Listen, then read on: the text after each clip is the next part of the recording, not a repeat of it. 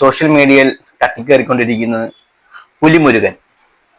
പുലിമുരുകൻ 100 കോടി അടിച്ചോ ഇല്ലയോ, നീ തീർന്നടാ മുരുക.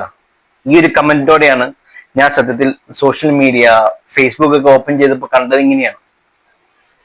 എന്താണ് സംഭവം? ഇന്നലെ ജനം ടിവിയിൽ ടോമിൻ തച്ചങ്കരി ഒരു ഇന്റർവ്യൂ കൊടുത്തിരുന്നു.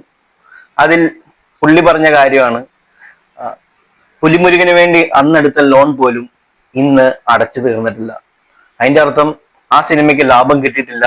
ലാഭം കിട്ടാത്തത് കാരണം അതിന്റെ ലോൺ ഇതുവരെയും അടച്ചു തീർന്നിട്ടില്ല എന്നൊരു പ്രസ്താവന ഇറക്കിയിരുന്നു.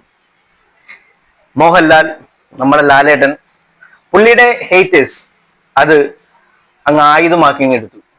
സോഷ്യൽ മീഡിയയിൽ മോഹൻലാലിന്റെ പുറകെ ഓടി നടക്കുന്ന ആൾക്കാർ, ഹേറ്റേഴ്സ്, അവരത് മാക്സിമം വിനിയോഗിക്കാൻ ശ്രമിച്ചു.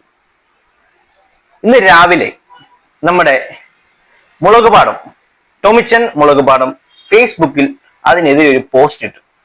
ഒരു നിർമ്മാതാവ് എന്ന നിലയിലുള്ള എന്റെ സിനിമാ ജീവിതത്തിൽ എനിക്ക് ഏറ്റവും കൂടുതൽ അഭിമാനവും വിജയവും നേടിത്തരുന്ന ചിത്രമാണ് ശ്രീ മോഹൻലാൽ നായകനായ വൈശാഖ് ഒരുക്കിയ പുലിമുരുകൻ.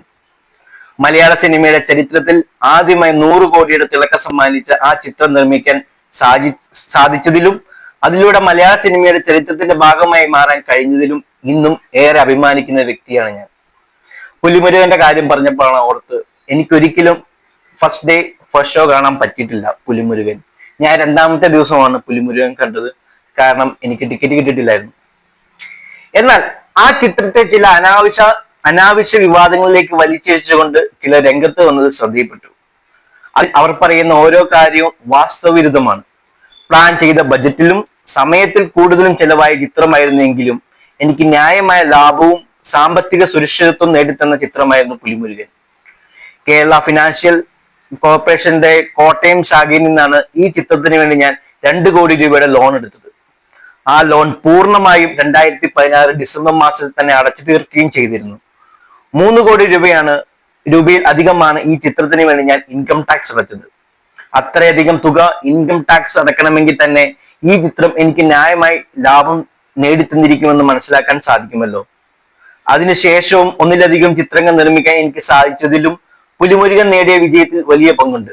9 വർഷം മുമ്പ് വിദേശത്ത് റിലീസ് ചെയ്യുന്നതിന് മുമ്പ് തന്നെ വെറും 3 ആഴ്ചയുടെ സമയം കൊണ്ട് 100 കോടി രൂപയ്ക്ക് മുകളിൽ ആകെ ബിസിനസ് നടന്ന ചിത്രമാണ് പുലിമുരുകൻ. അതുകൊണ്ട് തന്നെ അതിനെക്കുറിച്ചുള്ള തെറ്റായ ആരോപണങ്ങളും വാസ്തവവിരുദ്ധ പ്രചാരണങ്ങളും അതർഹിക്കുന്ന അവജ്ഞയോടെ തള്ളിക്കളയാമെന്ന് ബഹുമാനപ്പെട്ട പ്രേക്ഷകരോട് അഭ്യർത്ഥിക്കുന്നു.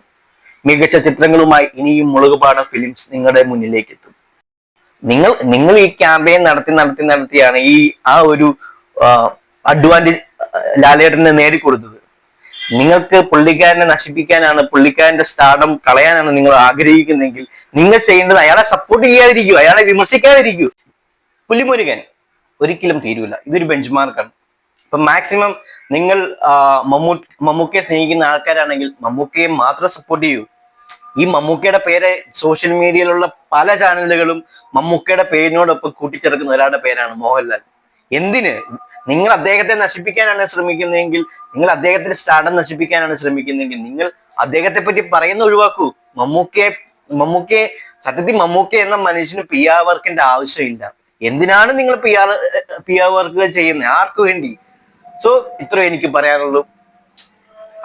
അടുത്ത സിനിമ മമ്മൂക്കയുടെ വരാനിരിക്കുന്ന ബസൂക്കയാണ്. ബസൂക്കയുടെ പ്രൊമോഷൻ എങ്കിലും നടത്തുമ്പോൾ മോഹൻലാലിന്റെ പേര് അതിൽ നിന്ന് ഒഴിവാക്കും.